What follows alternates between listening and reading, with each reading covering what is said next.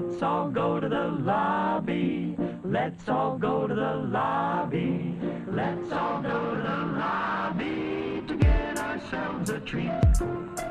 Let's all go to the lobby. Hello and welcome to Movies vs. Capitalism, an anti-capitalist movie podcast. I'm Rivka Rivera. And I am Frank Capello. So it is an extremely exciting week, as I'm sure some of our audience knows. The Writers Guild of America has struck a deal. The strike is over. Huge, huge, huge win for the writers, for organized labor, for solidarity, and a huge blow against the studios and the streamers who really thought that they were going to starve everybody out. Hey, Frank, let's have some empathy.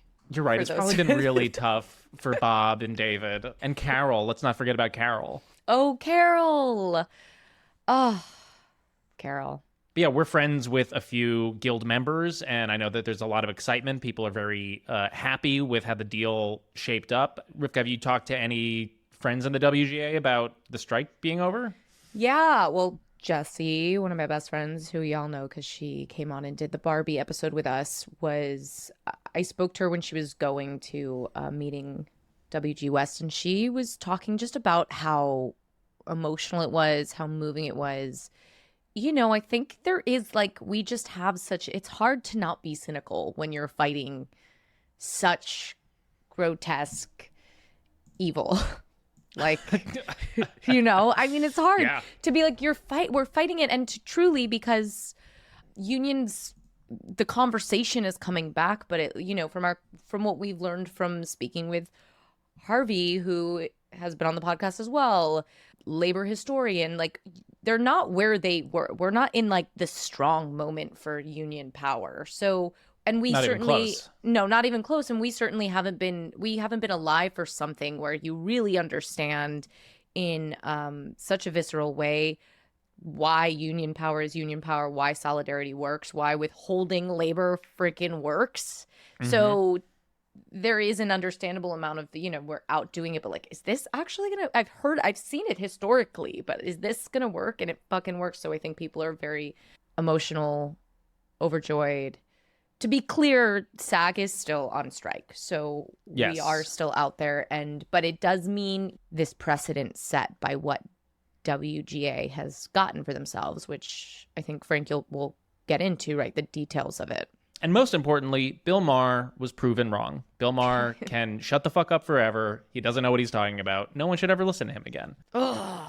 But we want to take the top part of the podcast to go over what was in the deal, because there was a lot of sticking points that the WGA was very, we're holding ground on. And we're just going to go through it real quick. And I'm going to be pulling a lot from an article from Mashable, just to give credit to where we're reading this from. So number one of the most important points that the strike was over was the use of artificial intelligence to write movie and TV scripts. So the new agreement affirms that AI is not considered a writer, and anything it generates cannot be considered literary, assigned, or source material. It leaves room for writers to use AI as a tool if the production company consents, but writers cannot be compelled to use AI to create material, and the company must disclose if they give a writer AI-generated material to work with.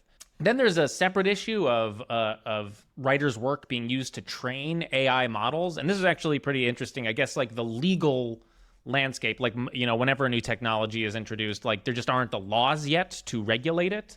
So in fact, a number of bigger writers like George R.R. Martin and John Grisham are actually suing OpenAI right now for copyright infringement. So lawsuits like this will end up shaping the way that AI is able to source writers' material to train the AI, which I think it's great that these lawsuits are taking place, because I think there's still very much an open question about how AI will be used. But it looks like the WGA got a lot of the main points that it wanted in this contract. Absolutely. Okay. There is a little bit of bad news that I wanted to bring up with you. I don't know if you saw this, which is kind of related. All of this is big wins, but there also was an article that I saw that I've heard rumblings of this, but I thought there was an article on Yahoo. Streamers are banding together for lobbying power in Washington. I mean, it's to be expected. Yeah, to be expected, obviously. So capitalist solidarity. So that's not great. New trade organization called the Streaming Innovation Alliance has launched as of Tuesday to September 26th and will represent top streamers, including Netflix, Max, Paramount Plus, Peacock, all of Disney's streamers, as well as niche companies. I love when lobbying groups give themselves really like quaint names, like the Innovation Group, or it's like the Freedom of Information Group, or like Free Speech Incorporated, and meanwhile it's Democracy. just like the Democracy and Freedom Lobby, but actually that's just like an oil lobby or something. Yeah. Yeah, I mean, I'm sure they've been already throwing their weight around in Washington, but now I guess they're after going that's through. like official. That's official. We have a name. It's frustrating because, we hear the refrain as leftists all the time of like, organize. You got to organize. Organize your workplace, organize your community, organize your apartment building. And organizing takes a lot of fucking work. It is so easy for the capitalist class to organize because they are much smaller. So literally you only need 8 people to get on a phone call and be like, hey, are all of our corporations and all of their legal and financial manpower behind this thing? Okay, great, we did it. That's why class war is very real and very difficult to wage from the people's perspective. Yeah, and that's not like a nothing attack. No. Or like by accident, this happened to happen at the same time that we made this like tremendous deal in favor of labor that they're not happy about it. So Just keep that on the horizon. That's just in the back of our minds. How exciting. Yeah, when you see the Streaming Innovation Group or whatever bullshit, just know that they're actually evil. But let's get back to some of the good stuff. Yeah, so another big one was better streaming residuals and transparency regarding streaming numbers. That was a huge point for this strike. Writers working on streaming shows like Netflix, Hulu, Apple were not getting paid nearly as much, and definitely not getting paid residuals as well as shows written for networks. So the new deal will see the writers' pay get boosted in a big way with increases to foreign streaming residual payments and a new bonus based on streamer viewership. So like the more successful a streaming show is, that means that the writers will actually get to see some extra money because of how successful it is. And then in terms of transparency, because the streaming services, especially like Netflix, it's been known for years that they just don't share their viewer numbers with anybody. It's like black box, like no one has access to these. And the streamers were like, we're never telling you who is watching your show. So with the new agreement, streaming companies agree to provide the WGA, subject to a confidentiality agreement, the total number of hours streamed, both domestically and internationally, of self-produced high-budget streaming programs. So that's pretty huge. That's kind of fascinating, though, that they wanted to keep that shit confidential because it's tied to Wall Street, right? Like, isn't it? That's 100% right. If you don't have to tell anyone how many people are actually watching your service, then no one actually knows how valuable your service is. So, all right, next is increased minimum rates for writers. So at the beginning, the WGA was demanding 5 to 6% increases for minimums for writers. The AMPTP was offering 2 to 4%. And what the WGA got was a 5% increase this year, followed by 4% in 2024 and 3.5% in 2025. So compounded, it's a nice raise in pay for sure. And then the last big thing was minimum staffing for TV writers' rooms. So this was another big thing. Writers, especially on streaming shows, have been complaining that, the streamers, to cut costs, would just be like, hey, this show that historically would have, taken 8 to 10 writers, you're actually going to just produce this with 2 to 4 writers, which was much more of a labor burden on the writers without any sort of increased pay. So now the new proposed deal outlines minimum staffing numbers for writers and writer-producers across seasons of varying lengths. The deal also gets a guarantee of at least 10 weeks of work for writers working on shows that have yet to be given the green light. So, I mean, from what I've been hearing, it sounds like the WGA got pretty much everything it was asking for.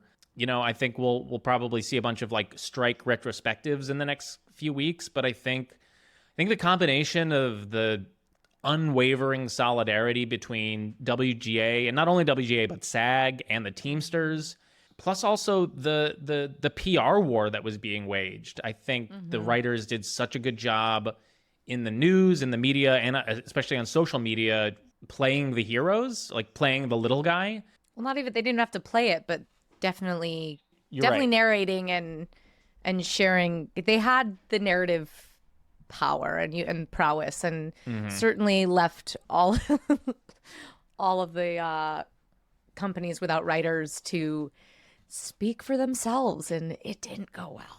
Did not go well. Those scripts were not well written. And I think luckily we're starting to enter an era in American political culture where the CEO is no longer like idolized like they were in like the 80s, like the Lee Iacocca's of the world. I think hopefully that was just a passing fad of the last few decades. And now people are starting to wise up and being like, actually, CEOs don't fucking do anything and are paid way too much. So I think, you know, a combination of all of that led the writers to victory. And it is a huge victory, and hopefully will be inspiring to not just entertainment workers, but anyone else striking. I mean, the auto workers are on strike as we speak. So hopefully this bolsters union activity across the country. And like you said, SAG is still on strike. So we'll keep tabs on what's going on with SAG as that develops. Yeah, fingers crossed. That would be, I mean, WGA has historically always sort of led the way in terms of this. And, you know, at our last actors strike, the outcome wasn't great. It wasn't like the best contract. So fingers crossed, you know, it would be especially historic for actors just tend to usually get very, very fucked. And not in the good way. Yeah. Not in the good way. All right. Well, that's, I think, all we wanted to touch on with the strike. We should get to our conversation for today. But first, want to let you know that this podcast is produced by the two of us. We perform all of the necessary labor to make this show happen. And as we're trying to practice our anti-capitalist values, we will not be selling ads on this show. We rely completely on community support to keep the show going. So if you're able to support us, please consider subscribing to our Patreon. For just $5 a month, you get access to our entire back catalog of premium episodes, and you'll be directly supporting this show. You can also leave us a one-time contribution in our tip jar, and you can find all of those links in the episode description in your podcast player or by going to mvcpod.com. You can also help us out for free by leaving a rating and review for this show on your podcast player. It only takes a few seconds, and it is very helpful in boosting the algorithm and getting this show in front of more people, so we really appreciate it. We're going to take a break, but we will be right back with our guest, Matthew Donovan, talking about the movie Heaven's Gate. We have the pleasure of being joined on the podcast today by Matthew Donovan. Matthew is currently a student of Sociology of Gender and Internet at Columbia University, co-host of the Neoliberal Hell podcast, and co-founder of The Future Left. Their work has been covered by NPR, New York Times, Washington Post, and LA Weekly.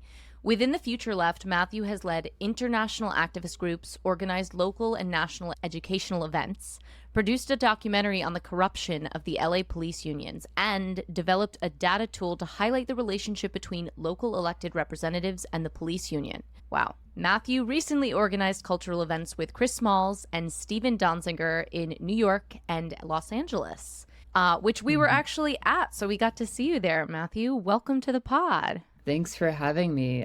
Yeah, very happy to be here. Very excited.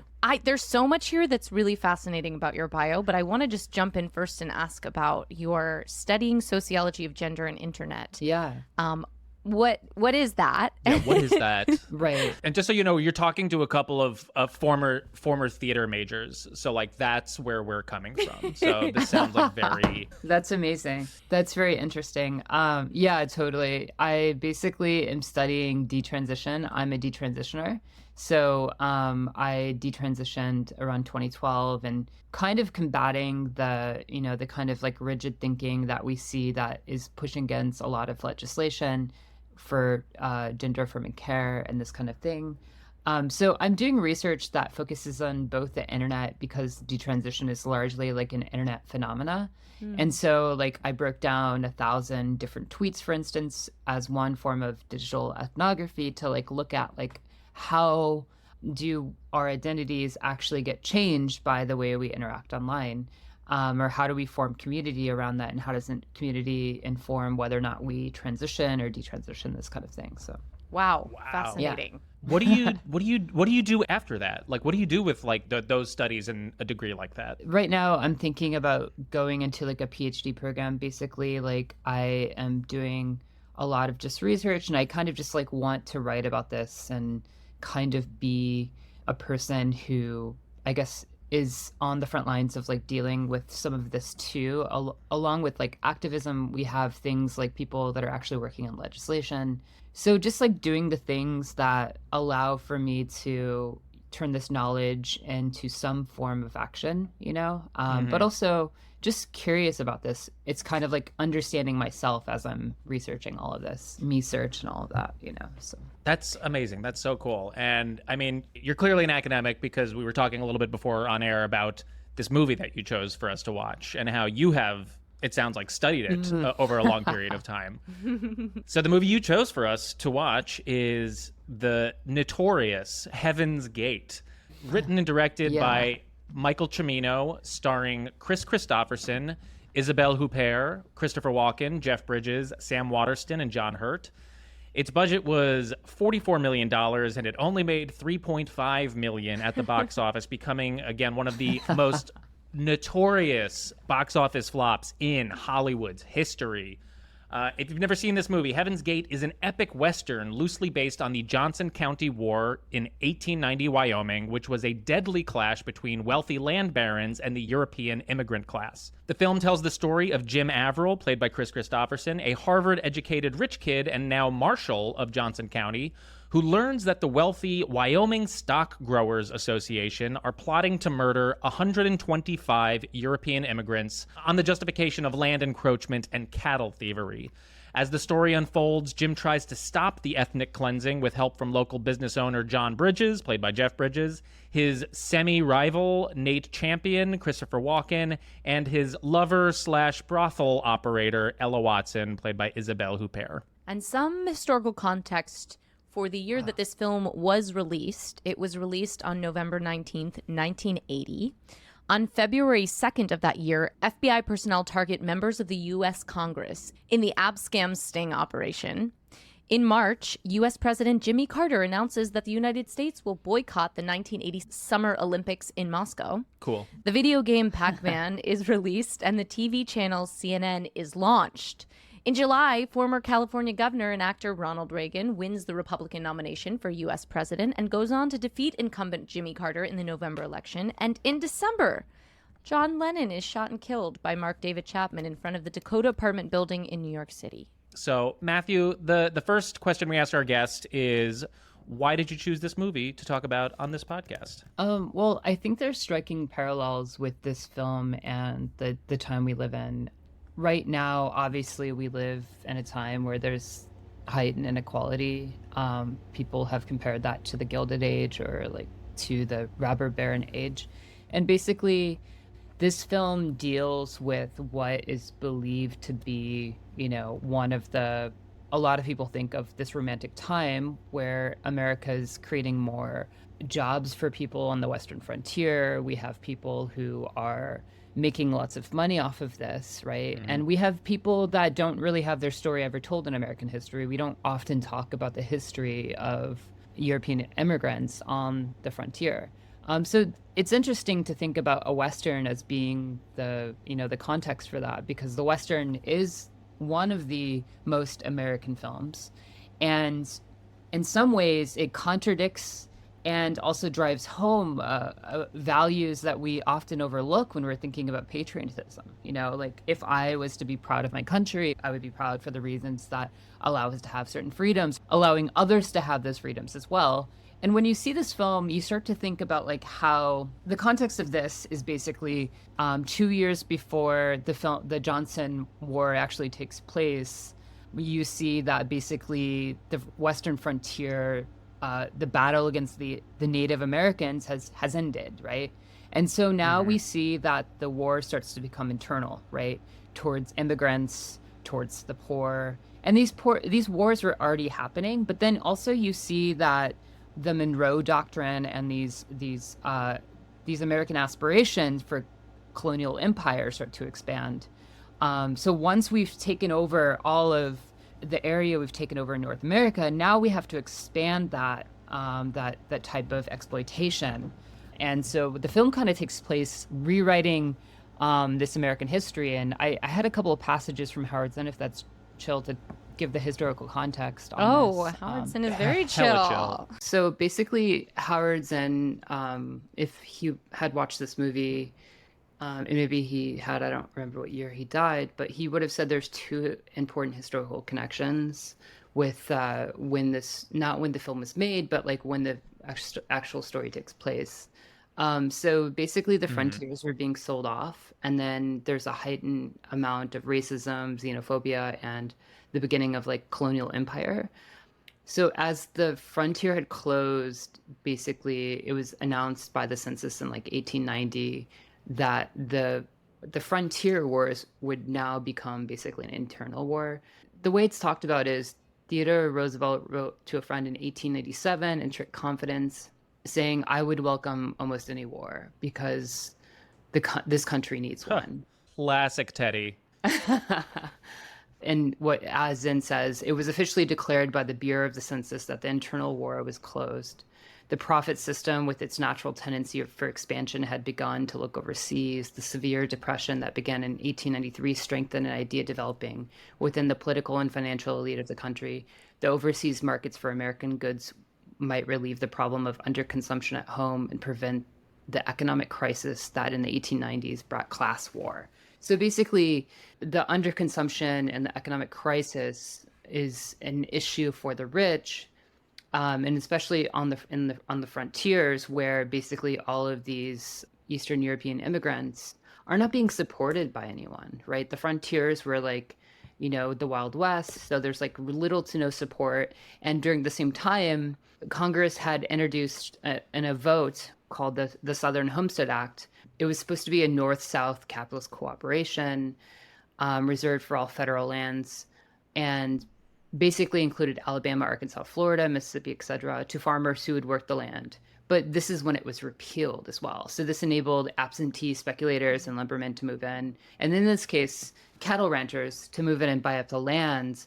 So if in this case, these people are taking over land and farming it, and they're basically being killed, basically the speculators could kill them if they wanted to, or they could put them in jail or whatever because they were poor and not, doing what they wanted at one time, but then it became official law. So basically, eventually, all of this land was put into the hands of the wealthy, even though it was, quote, given to people who were willing to be part of the Western frontier. Yeah, no, that's like all of the context. Definitely much more important than knowing that like Pac-Man came out in 1980.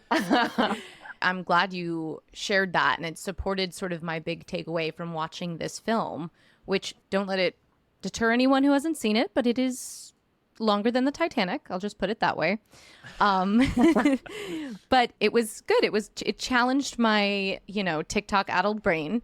But I did appreciate it. And my big takeaway was that this film was ultimately about the unholy American trinity: capitalism, patriarchy, and law enforcement, and particularly in how it just rawly demonstrates how law enforcement and patriarchy aren't only essential components of capitalism, but basically, especially American capitalism, but how they're these inevitable outcomes, and they are like our American capitalist children, if you will.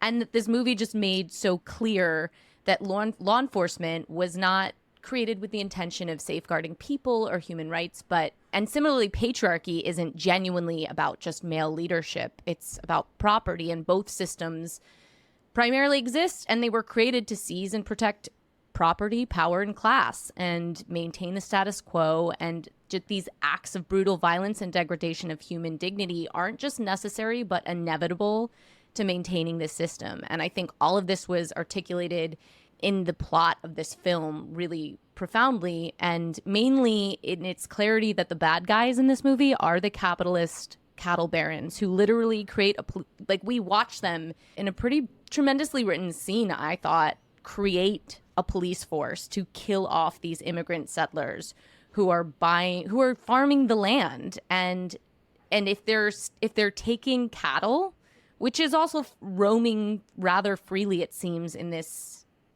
land, they're doing it to feed their families because, as you mentioned, they are immigrants migrating, looking to, just like everyone else, work this land, which, as you had mentioned, it was stolen native land. Yeah, there was a line there that said when they're in that scene when they're kind of creating a police force as we know it today, unenforced law is an invitation for anarchy. There's some great lines in this film, but I thought the Right. clarity of that messaging was amazing. And it's wild that when this film is talked about, all that's talked about is the drama behind the making of this movie and the wild antics on set. And yeah, that there was a lot of wild bad shit going down, but you never hear about like what it's about. So I think that's quite interesting. So I'm grateful we rewatched it. What was your experience, Frank? Same, dude. Exactly. No, it was. I think like one of the most like brutally honest depictions of class war in film that I can really remember. Like it's very, very explicit for all the things that you just laid out, Rivka. But it's a very violent movie that like pits two factions that are very clearly, one is like the capitalist class, the ranchers, the land barons, very clearly painted as the villains.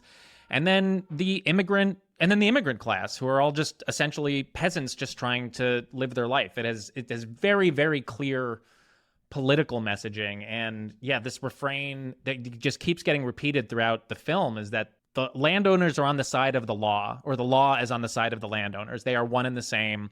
And there's no use of trying to fight within the system, because the system is the thing perpetuating this violence. So you really get the sense that, not even the sense, so you really are shown this reality of how these poor immigrants are left with nothing to fend for themselves. They're already, they're already starving. They already have no land of their own to work, and they just have all of these oppressive forces literally trying to like ethnically cleanse them from this land. It's a harrowing story, and not surprisingly, a very, very political film. And we can maybe use this as a chance to talk about the production itself, because, and Matthew, you probably know more about this, but if you haven't ever heard of this movie, basically like, the new Hollywood in the 70s, like Scorsese, Coppola, all those dudes, pretty much all dudes, come in and kind of upend the old studio system. There's much more freedom and leeway given to directors at that time. And so Michael Cimino, the director of this film, the previous year before he started production, had directed the movie The Deer Hunter, another very deeply political film,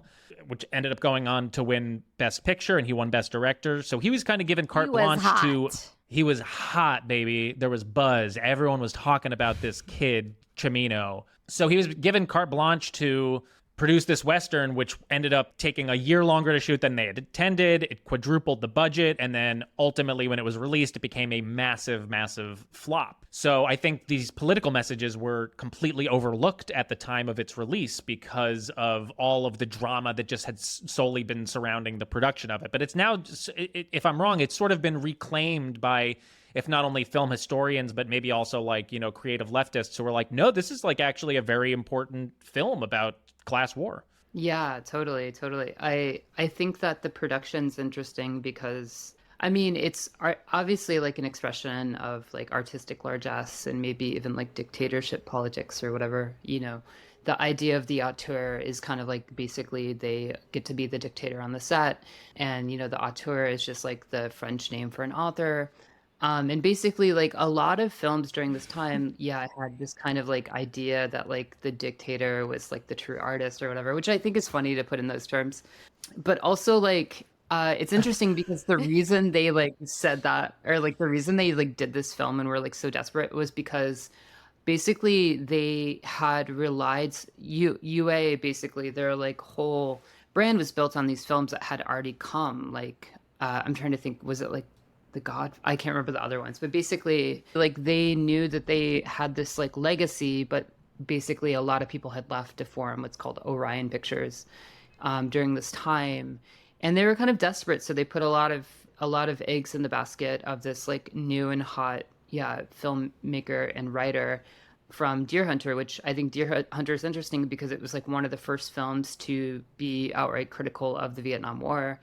And basically when this film is made, he goes really, really far. Like he probably, and in some way we can think about this as a film, but and if we want to think about this through like a leftist lens, we can think about this as utopia building of some kind, or at least presenting a form of realism through these classical, mediums of film, because that was ultimately what he was attempting to do, was to give an element of realism that Americans would not otherwise have about class warfare and the warfare that basically created their identity. Yeah, so he like builds an entire town, including the interiors. He like ships in like this crazy old railroad train, and like basically like just goes as far as he can to like make them live in this like old fashioned way. They even like end up living in camps.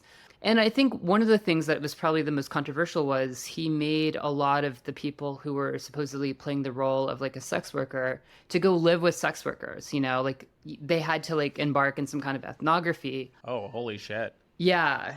Like it's like this whole thing where like people on the left are always saying like, well, why don't you like quit talking about leftist politics and go do the work of a factory worker or something like this, it was kind of like he was doing that, but he was doing it through this like very, I would say out of touch, but slightly out of touch, at least slightly out of touch kind of perspective of Sure.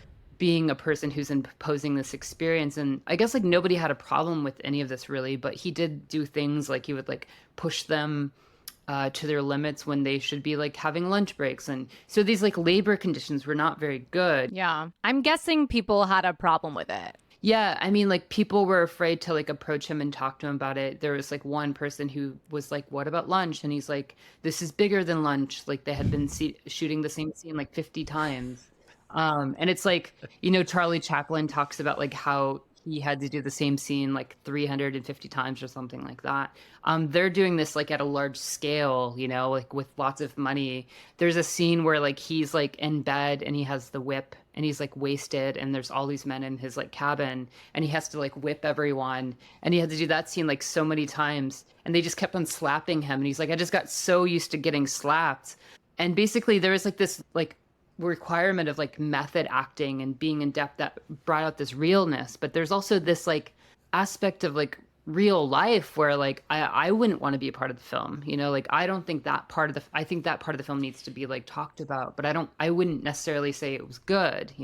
I think it's really interesting that it shares a title. When I was like, oh, I'm watching Heaven's Gate, my partner got excited and thought we were going to watch a cult movie. I think it's interesting that it, given what you just shared about the making of, sounds like a cult to me.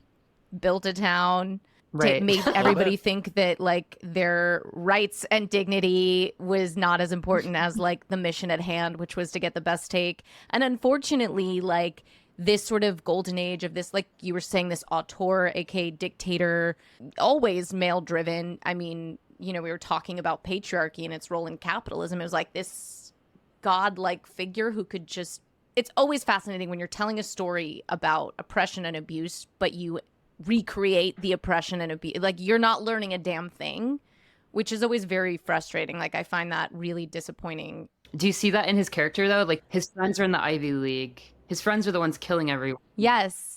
You're talking about the lead's character, Chris Christopherson's character. Yeah. So I don't know. What do you guys think about that aspect of it? Like the PMC, it's like the PMC critique almost or something, I thought it was really interesting. It added a layer of complexity to Jim Averill, to the lead character, that he is like, in essence, a class traitor in a lot of ways, and that he was born into wealth. He is Harvard educated, but he chooses to side with the immigrant class.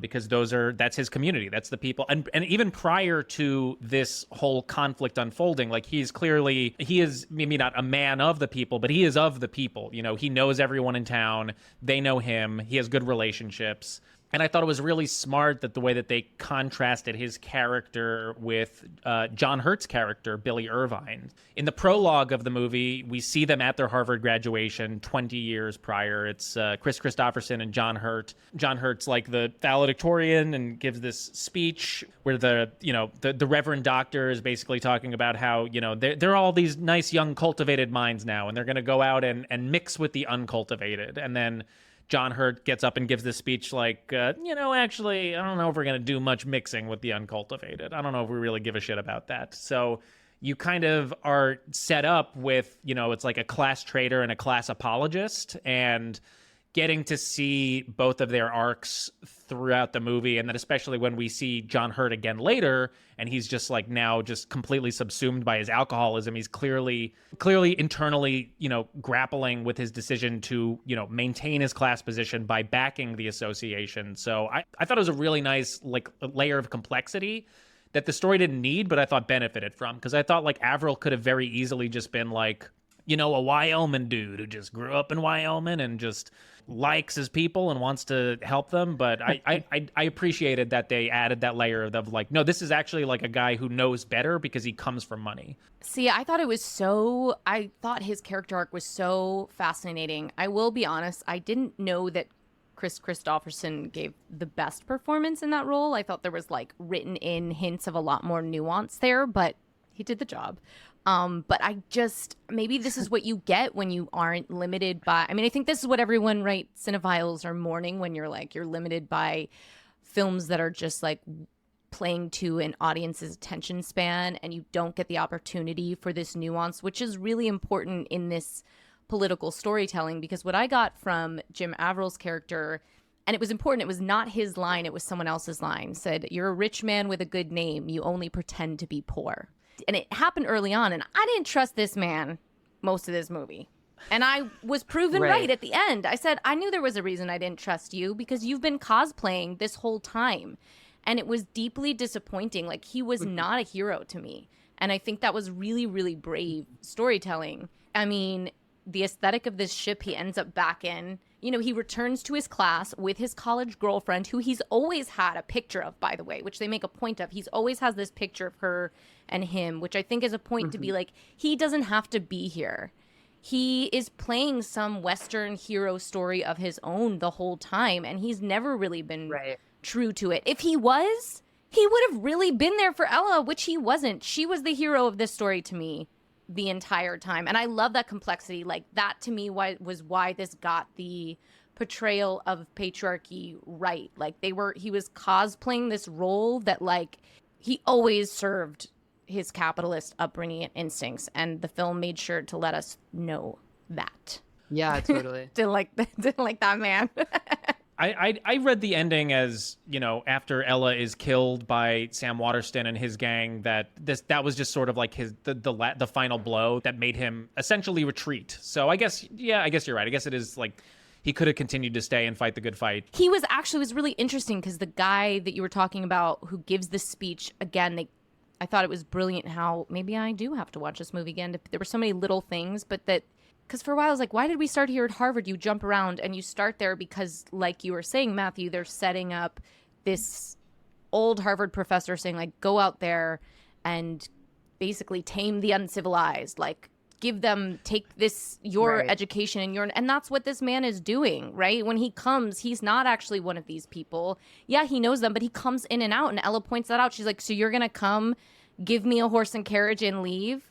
You don't care about me. This man's offering me marriage. I think part of the complexity is that he basically could have been killed, and like, in some sense, like, it proves what you're saying, that it gives like a truth, and the kind of like, the class traitor will always return to his class, right? Even if he's at best a class traitor. But I think the other side of that is that if you want to be a part of struggles, if you want to be a part of a political struggle, you actually have to like be with those people too, and you have to put your life on the line. And I think that there's a lot of I think there's a lot of contrast with like today's world when we're talking about politics online. How many people would be willing to go live in Colorado and put their life on the line, and understand what Howard Zinn's often talking about, like the politics of survival. So I think there's something very complicated, of course, but I think that life is actually like, the more complicated it is, to me, the more it represents like real life, because like, this film is being made in 1980. Jimmy Carter is in office. Jimmy Carter is the first professional managerial class member of the Democratic Party, who's like basically not connected to the labor movement. This is when the labor movement became the New Democrats. Became very managerialized. And basically, like, the transformation that had happened, we have this like, 60s movement in the United States that for a lot of people gives a lot of rights, but at the same time, the class element during this time was basically being pushed out of those movements as well as the large bureaucratic movements. And the new left, basically, like you're saying, is kind of like, they're kind of, in some ways, they're the PMC. They're the people that go to Harvard, like people like Barack Obama. And they don't represent, the working class or the immigrant class whatsoever. But I think there's like a lot of complication here because, like, the person who gives the oration speech at Harvard does really well and is very accepted in that setting. But then when he goes to the West and he tries to do the same thing, but just says something very basic, some kind of like underlying human right value that you would think is universalized, like these principles and hopefulness of like the university doesn't actually transfer to these people because like they, he gives them a speech and saying, why would we consider killing people justice? He says something along those lines. And those liberal, hopeful ideas are completely ignored because those people did not care about those values at all. And like the intellectual values and the kind of like educational values are never, like, those are only used by those people to get power. The people that often actually value those in America are people like immigrants. Like the reason intellectuals are often hated by like the white working class people, as Graeber says, is because you can imagine how your son could maybe be a billionaire, but could you imagine how they could be a critic, at the New York Times? And it seems impossible, right? But and so there's a racialized element to that because immigrants are the people that almost always value education. So it's another way of being racist, basically, in the United States by saying, well, there's a scene that I think sort of captures a little bit of what you're talking about in the movie. You remember the scene where it's between Ella and Nate when she goes, and Nate is played by Christopher Walken, just for reference, and he's sort of they've been in this love triangle, and he has proposed, and she goes to this little cabin that he's sort of gotten ready for her, and she goes in. And it's such a simple line. It was so impactful to me. And she looks around and there's wallpaper. And she says, wallpaper. And she's like crying. He says, yeah, well, it civilizes the wilderness, if you know what I mean. And I just thought that was, kind of in 2 lines captured all the complexity because these are 2 of those characters that are not, they're caught in between the classes. Nate is one of the hired mercenaries who's been hired to help kill all of these immigrants on this list, but he's in love with one of the people. Ella's on the list, and Ella also she's got her own capitalist enterprise with her brothel, so they're both just caught in that complexity. And like to be able to tell that story in 2 lines, that's good. Totally. Yeah, there's also the opening scene is with the immigrants like carving out the meat, and then they're shot on the meat, and it's like that's the first introduction of them is like being in nature, and like the the civilized nature culture divide that we often see between the Ivy Leaguers and then uncivilized people. You had mentioned that, Matthew, about the effort that the director put in and the cinematographer to ensure the realism of it, and also just that it felt they went through, millions and millions of dollars of effort to make sure that everyone's costume I read was like came from an actual photograph, and you can feel it. It looks like you're just, everything is tinted with such realism, but also like true to sort of how we perceive history through photographs that we've seen. So it's all got sort of a slightly sepia tone, and then also just the great American landscape of how it's captured on film. This is an American telling, but there is no American dream in this story. It is a disaster. One of the most beautiful moments in the film for me is near the end, before the giant showdown between the association, their hired killers, and the immigrant class, is the big town hall at Heaven's Gate. Oh yeah, also that's why the movie is called Heaven's Gate, because there's like a roller rink in town that's named Heaven's Gate. Not because the director's a cult leader. Not because the director's a cult leader. So it's like this big town hall where, they've organized everybody, and they're basically saying like, hey, like these men are coming to kill everyone. This is our only chance now to either fight back or to run. And there's a really interesting dynamic where sort of like the merchant class within this already pre-existing immigrant class is, you know, some of like the slightly wealthier guys who have been there, have set up shops or whatever. They say like, we're merchants, we're store owners. And they're like, we are not like these other poor peasant immigrants. You know, we're doing things right. We're doing things correctly. So honestly, I know that we're all from the same place, but you know, we could give these guys up, and we're not going to lose sleep over it. And there's a moment, and it's pretty much all done in other languages, and it's not just one. It's like there's people speaking German, there's people speaking Slavic, there's people speaking Polish, and they're all arguing. And then I thought one of the most beautiful moments was when I think it's Mr. Eggleston, Brad Dourif's character, who's from Deadwood. Have you ever seen Deadwood?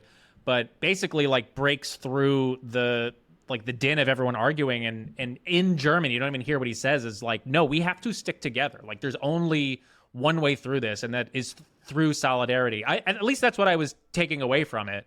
Again, I don't speak German, so. No, I watched this with captions once, and there is points in the movie. You're talking about the roller rink scene, basically? Yeah, near the end where they're arguing about whether or not they're going to fight or whether or not they're going to sell out some of the 125. Those are like the politics of survival that I often experience, like within Howard Zinn. It's like, yeah, like rationally, like why did they decide that? You know, like why, like if you are in that situation and like you know that like you're not trained to fight like all of these like mercenaries, and like you might not have the weapons, and just like to be like, well, the most important value is like solidarity and that we stand together, because are we going to survive otherwise? Are they just going to kill us either way? You know, if they start killing these 125 people, that's probably going to be my brother next, or your sister, or your aunt, or your mother. And yeah, it was like a real sense of solidarity. And it was, for me, I really felt it. You know, I really was like, wow, like, yeah, because I do feel like that's something that we just often miss nowadays, is that a lot of the foundations of like what is leftism is built in a context that we're so divided from, you know, and people in that time period were probably writing about it very differently, you know?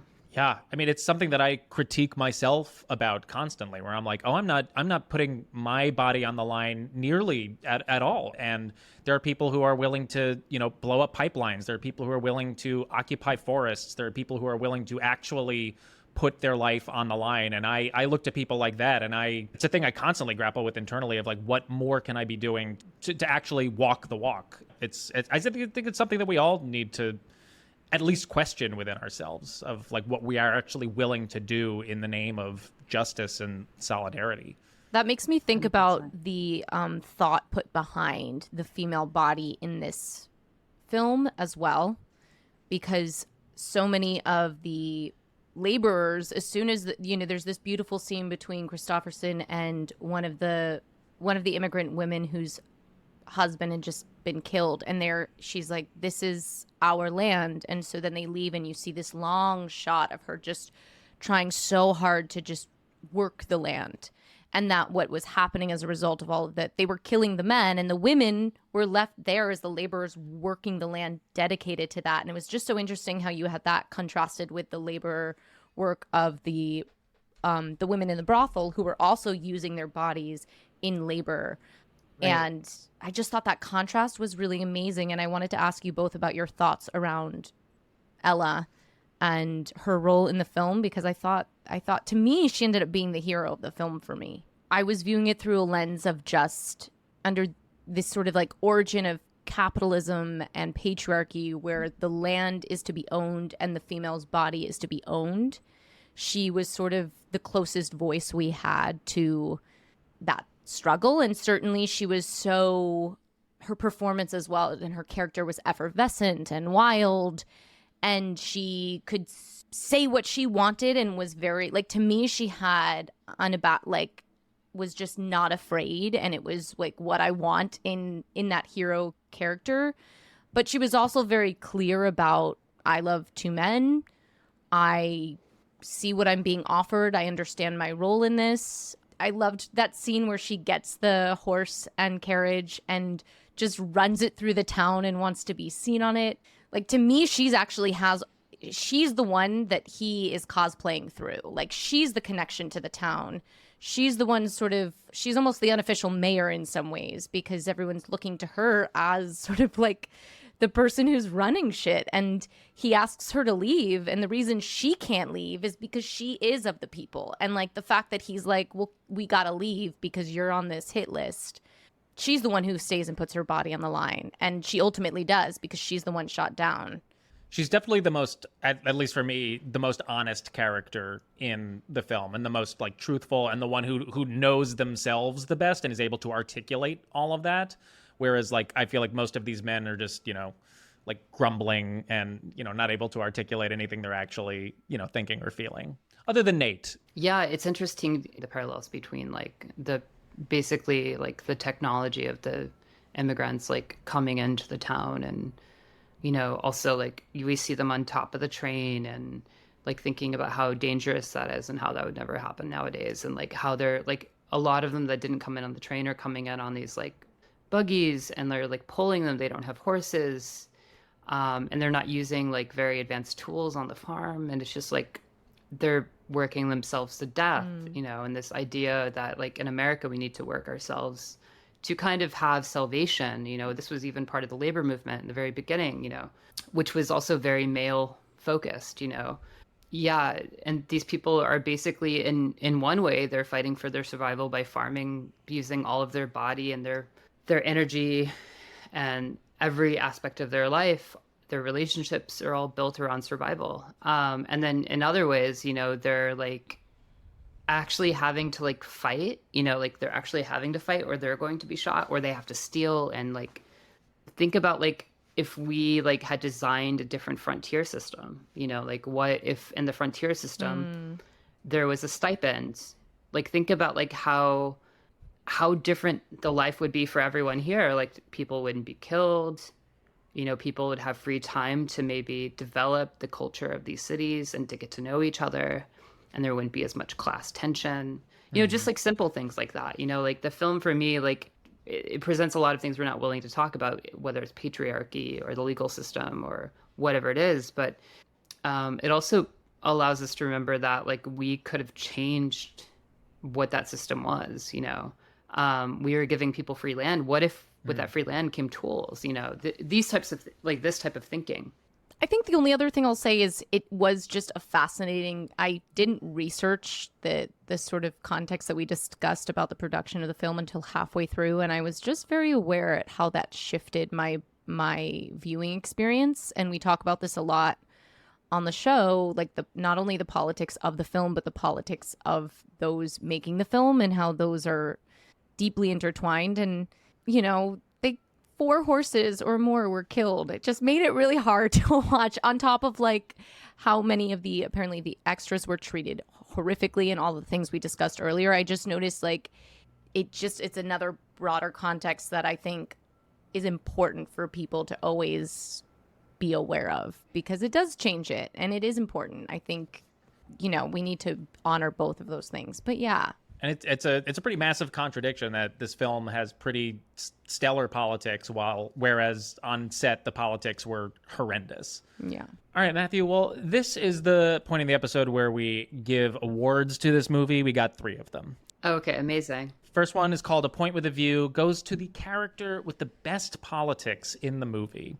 I would probably give this to Ella. I think Ella has probably the most clear, discernible politics, and that she's on the side with her community, with the immigrant class, and is very honest with the 2 men that she's in the love triangle with. I don't think really any of the men in this movie have near perfect politics, so I would say probably Ella. Yeah, I'm Team Ella. I feel like the moment of the film that I guess like I can't remember who it was. I can't remember if it was a man or a woman, but like when the people are deciding, you brought this up, Frank, like deciding on whether or not they're going to join in the struggle. I think that was like probably the most compelling point of the movie for me. And then also shout out to the horses taking one for the team. They should get an award, I think, too. I nominate them for real for some kind of animal award, if that's possible. We've talked about on this show, pretty much any animal always has perfect politics, is what we've decided. So yeah, the horses definitely have the perfect politics. All right. Our next award is Despicable You. This goes to the character with, you guessed it, the worst politics in the movie. Probably got to be Sam Waterston's character, Frank Canton, which is also a bummer that he's named Frank. But he, pretty like slimy rich kid, clearly had never... was new to war, had never actually picked up a gun, but was the one deciding like, yeah, I think we should do an ethnic cleansing on all these people. I'm gonna offer a runner up, and that is Billy Irvine, because really just the whole like, I'm a victim of our class, James, like I'm gonna drink and pretend, be like, whine about all the things that are happening, but be totally like, it just gave it to me, that was like neoliberal like shit, you know what I mean? I was like, that was very like, totally. I'm gonna practically declare a climate emergency. Like, ugh, I did not. And it was a shame because he starts out, and I think it was intentional, being so charismatic at that speech at the top. So yeah, that's mine. Actually, I'm not runner-upping him. I'm pushing him to the Giving forward. it to Billy. Yeah, I mean, I'm going to vote for Frank Canton just because of his speech with all of these people where he is like saying, and the president of the United States is supporting this. Like, that was just like so evil. You know, it just felt so evil. Like, I was just like, wow, this is just like, could be no more evil person, in my opinion, to be like, I am coming up with the worst idea, the most evil idea possible, and it's supported by our senator, our governor, and the president of these United States. To like say these, if he didn't say these United States, maybe I would have liked him more, but that was just kind of embarrassing to like make it so dramatic. He was like comically dorky to me. Yeah. Clearly was only good at giving speeches up until that point, so it makes sense. All right, and our last award is called A Star is Scorned. Goes to the supporting character that this movie should actually be about. Okay, for me, this is, and I think this is maybe less about the character and more about the performance, but Jeffrey Lewis, who played Trapper, you might not remember the character, but you remember the scene because it was my favorite scene. It was, he can't bite you if you got a hold of his tongue. This is Dirt Man, the guy who's just like covered in dirt the entire time. Mm-hmm. Yeah. That's Jeffrey Lewis, Juliette Lewis's father, and also goes on to be a pretty amazing actor. Yeah. I thought that scene stole like the show for me. I thought he was the best actor in the film. I thought he did a tremendous job. So I would like to know more. I also just had so many questions about him and his character. So that's my vote. It's crazy. I just looked up Jeffrey Lewis from Heaven's Gate, and it looks like he was one of the deceased Heaven's Gate members from the cult as well. Get the fuck out of here. I don't think so. No, it's not the same one, but it just happens that there's another. Oh, they just happen Jeffrey with the Lewis same name? Yeah. Weird. Jeffrey Howard Lewis, deceased on March 28th, 1997 at 41, part of the Heaven's Gate cult. This must be a conspiracy theory. I think we need to get QAnon on this. Someone needs to look into this. We figured it out.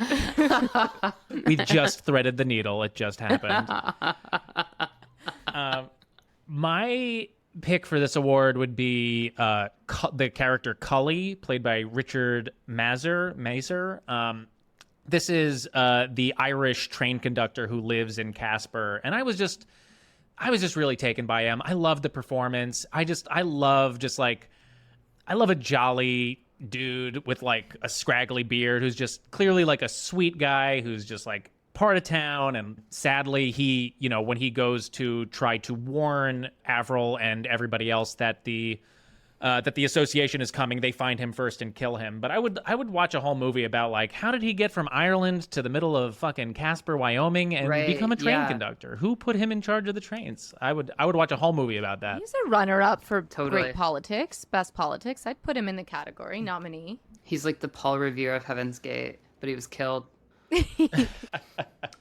For me, this is a hard one. I mean, I think the roller skating scene was pretty, it was like a really huge expression of like freedom and togetherness. And I just like the circle and just like the person who is like playing the fiddle, they match both those scenes together. Mm-hmm. with like, you know, the scene in the beginning where they're at the Ivy League graduation and they're all dancing together, right? It's like those are supposed to be like two of the same scenes and just showing that these people are like basically the same, and the fiddle was reappropriated to be played slightly different, but it's basically the same thing. So it's interesting. Yeah, get my man on America's Got Talent. He's winning today. He was like roller skating and playing the fiddle. That was pretty sick. Yeah. So he stole the show for me. For like 20 minutes. Yeah, but that's realism, right? It's like you're like think about like all of these like moments of solidarity in real life. Like at some point you're like kind of bored, but you're like, wait, what else am I gonna do? I'm gonna keep on roller skating, you know? That's like real solidarity. Actually, I'm so glad you brought that scene up because we couldn't finish without talking about it. Because as you're talking about it, I'm also like, yeah, that's the most joyous scene, and we can't forget joy in our movement building. And you're right, how long, and just to see it's a circle, which is an important structure of the town, and people are so hyped. And when he passes, he'll like get down low and like hyped to the point where they're like falling on their feet, like just out of joy. It makes you feel like you're in church or something. Yeah, there's like an element of ecstasy and like togetherness of just like, you Yeah. know, like the idea of like that, and like the kind of critique of anarchists is always like they're way into spontaneity. In this case, it's like spontaneity is perfect. It's like they just start skating around this, being like, yeah, we're gonna fight to the death with each other, like very chill, obviously, and fun, in a very chill and fun way, of course, though.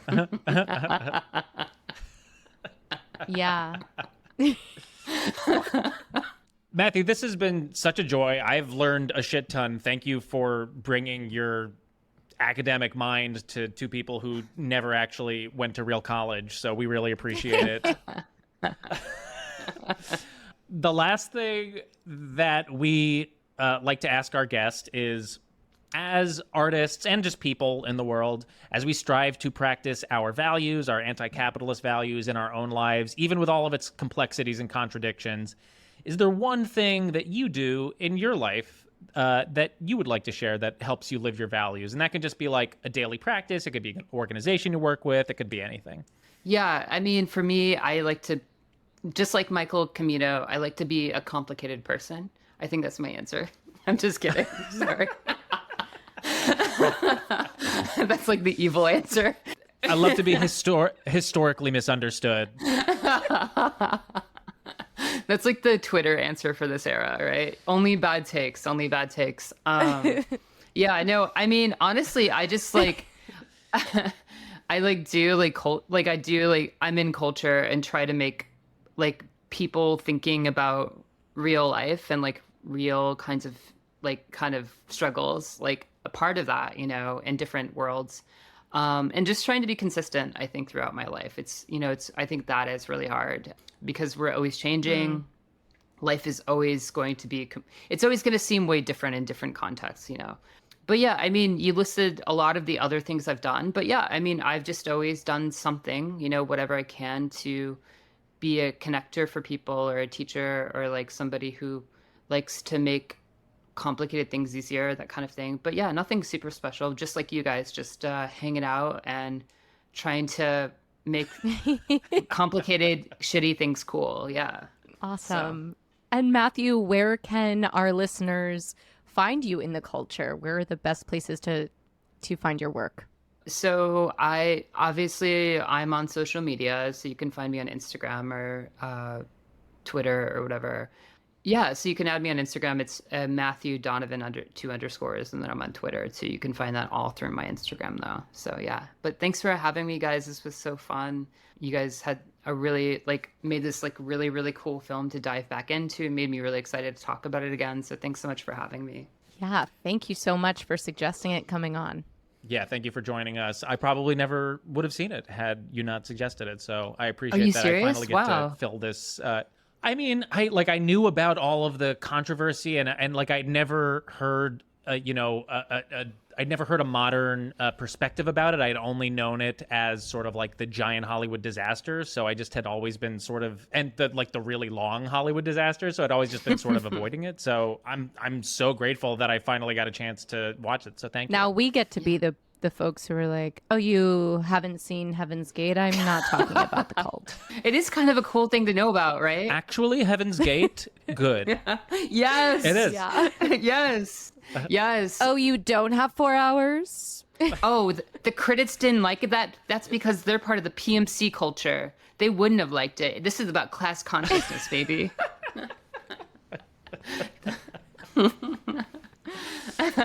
Awesome. Matthew, thank you again. We really appreciate it. Thank you. Thank you all so much for listening. Make sure to follow us on Instagram and TikTok. And if you want to support the show and get access to our premium episodes, you can go to MVC Pod to find all of that information. And for next week's movie, we will be watching the 1980 anti-capitalist comedy classic 9 to 5 with a very special guest, Patricia Resnick, the screenwriter of 9 to 5. So this will be a first for us, having someone who is actually part of the movie to discuss the movie. It was a great conversation. Very excited to share it with you all next week. Thank you so much for listening, and we'll see you later. Bye.